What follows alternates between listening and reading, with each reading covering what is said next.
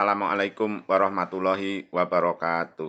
Selamat berjumpa kembali dengan Pak Tomo pada pelajaran tentang pernapasan pada hewan. Kita mulai ya. Bismillahirrahmanirrahim. Berikut ini adalah daftar nama hewan dan alat pernapasannya. Cacing bernapas dengan kulit. Serangga dengan trakea. Oh, ini harusnya pakai K aja nih. Ikan dengan insang. Amfibi dengan paru-paru. Burung dengan paru-paru dibantu pundi-pundi udara. Jadi pundi-pundi udaranya hanya membantu paru-paru ya.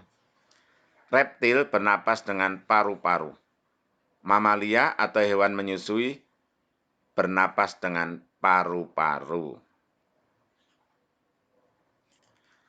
Sekarang kita membahas tentang cacing, khususnya cacing tanah, sering nama latinnya vermes. Cacing tanah bernapas melalui permukaan kulit. Kenapa bisa ya? Bisa oksigen diserap oleh lapisan kulit yang basah.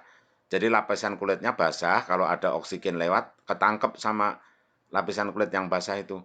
Lalu diikat oleh darah yang ada di bawah permukaan kulit.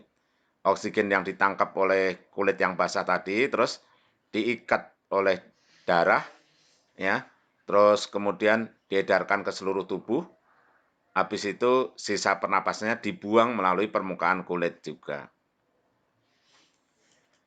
Nah, ini cacing kulitnya, ini kulit cacing beruas-ruas ya. Ini basah banget, basah ya. Nanti kalau ada oksigen lewat, nempel di sini terus diserap oleh ini pembuluh darah ini pembuluh darah. Tugasnya pembuluh darah ini mengedarkan darah, terus kalau ini lewat permukaan kulit dia ngambil oksigen, ya, ngambil oksigen yang ketangkep oleh kulit cacing yang basah tadi. Jadi fungsi kulit cacing yang basah itu adalah menyerap oksigen. Kalau darah mengikat oksigen untuk diedarkan ke seluruh tubuh. Sekarang tentang serangga. Serangga disebut insekta. Bernapasnya dengan trakea. Ini kalau bahasa Indonesia trakea pakai K aja. Trakea itu seperti tabung yang banyak cabangnya. Cabang trakea disebut tracheolus. Udara masuk melalui lubang-lubang kecil yang disebut spirakel. Selain itu, di sisi kiri dan kanan tubuh serangga terdapat juga stigma, corong yang fungsinya hampir sama dengan spirakel. Jadi kalau stigma itu mirip kayak spirakel, cuman gede. Nah, ini ada gambar serangga, contohnya belalang. Ini spirakel tuh ini, tempat masuknya udara, masuk udara. Terus ini, nah ini trakea panjang nih, trakea. Trakea panjang banget. Nah, trakeanya panjang terus bercabang-cabang. Udaranya masuk melalui spirakel ya, ini spirakel. Sekali lagi trakeanya panjang ini, bercabang-cabang. Cabang-cabangnya namanya tracheolus.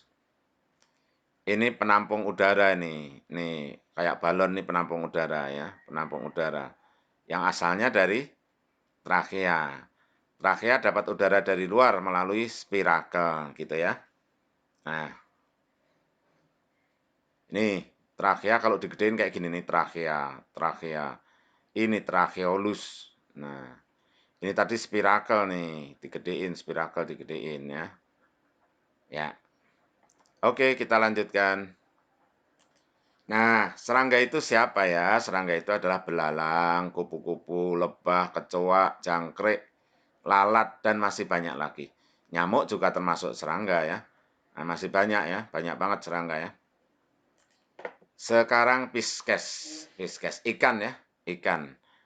Ikan bernapas dengan insang. Insang berbentuk lembaran-lembaran. Pada insang terdapat pembuluh darah untuk menyerap oksigen. Jadi kalau sudah diserap oleh insang nanti diambil oleh pembuluh darah oksigennya ya. Nah, insang dilindungi oleh rangka penutup insang.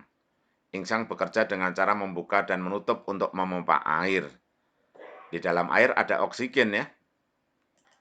Nah, ini gambar insang. Insangnya terdapat di sini. Ini lagi dibuka, penutupnya dibuka pura-puranya. Ini udara masuk lewat mulut ya, terus nanti keluarin lewat insang. Pas ngelewatin insang ini disaring itunya. Apa itu? Ini kan dia ngisep air, terus airnya keluar sini, pas ke sini disaring udara dan oksigennya. Nanti oksigennya diambil oleh pembuluh darah. Nah, ini insang kalau diginiin kayak gini nih. Ini air dari mulut ngalir. Air dari mulut ngalir terus ini oksigennya ditangkap oleh insang. Nanti terus ini darahnya ngambil oksigen yang di dalam insang. Gitu ya. Jadi insang dapat air dari mulut, airnya mengandung udara, disaring oleh insang. Nanti terus oksigennya diambil oleh darah. Ya. Gitu ya. Kita lanjut. Nah, katak termasuk hewan amfibi. Amfibi artinya bisa hidup di dua alam, bisa di air dan bisa di darat. Katak itu bernapas dengan paru-paru dibantu dengan kulit. Jadi kulit katak bisa menyerap oksigen juga. Pada waktu masih bayi, katak disebut berudu atau kecebong. Berudu atau kecebong yang hidup di air, waktu kecil bernapas dengan insang. Jadi katak waktu bayi, itu bukan katak, namanya kecebong atau berudu. Dia bernapas dengan insang. Nah, oksigen yang berasal dari paru-paru katak dan dari pori-pori diikat oleh darah dan diedarkan ke seluruh tubuh. Nah, kalau dengan paru-paru gitu ya. Nanti ada yang hewan lain yang dengan paru-paru bernapasnya. Nih, gambar katak ya. Udara masuk, bisa lewat mulut, bisa lewat hidung. Terus ini masuk ke paru-paru, terus nanti di paru-paru inilah darah mengambil oksigen. Selain itu darah juga mengambil oksigen dari permukaan kulit. Sekarang burung. Nama lain burung yaitu aves. Bernapasnya dengan paru-paru tapi dibantu oleh pundi-pundi udara. Pundi-pundi udara dapat menampung udara dalam volume yang banyak sehingga dapat digunakan untuk cadangan saat terbang. Jadi kalau burung lagi terbang itu lupa bernapas. Nah, oksigennya ngambil dari pundi-pundi udara. Sama kalau kalian sedang berlari. Kalau kalian sedang berlari itu lupa bernapas. Sehingga pas berhenti napasnya langsung tersengal-sengal.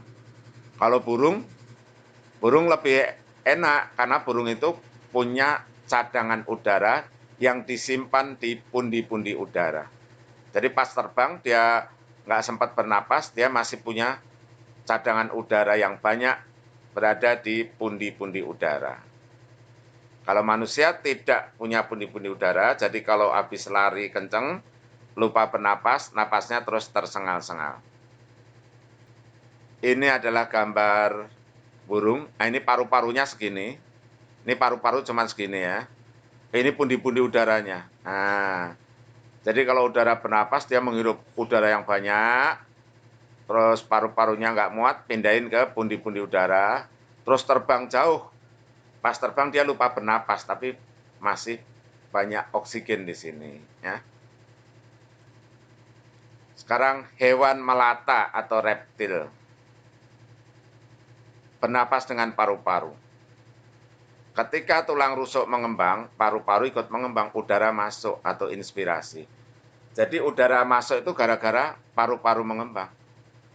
Paru-paru mengembang gara-gara tulang rusuk mengembang gitu ya. Jadi yang menyebabkan pernapasan itu sebenarnya tulang rusuk yang mengembang dan menguncup.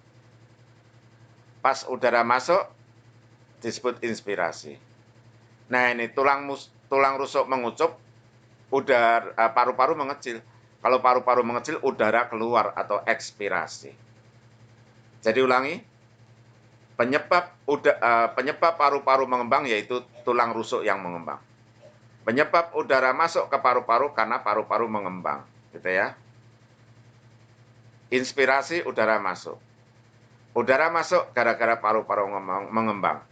Udara keluar dikarenakan paru-paru mengecil karena ditekan oleh tulang rusuk. Hewan menyusui atau mamalia.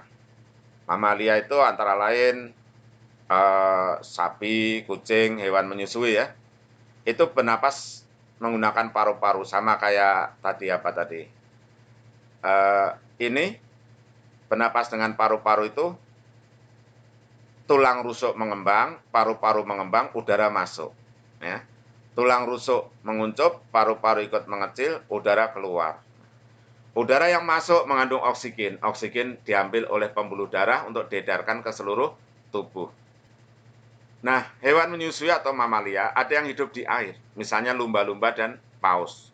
Paus hidup di laut ya. Jadi paus itu bukan ikan, lumba-lumba juga bukan ikan. Dia adalah hewan mamalia atau menyusui. Jadi sudah kelas 5 tidak boleh bilang ikan paus. Nah, kalau nyebut paus, paus gitu aja nggak pakai ikan. Kalau lumba-lumba, lumba-lumba gitu aja nggak usah pakai ikan. Kalau ikan lumba-lumba, salah ya. Oke, sampai sini dulu. Jangan lupa subscribe dan video Pak Tomo sangat bagus kalau disebarkan ke orang-orang walaupun dia tidak ikut bimbel. Ya, biar tambah pinter semua. Terima kasih. Assalamualaikum warahmatullahi wabarakatuh.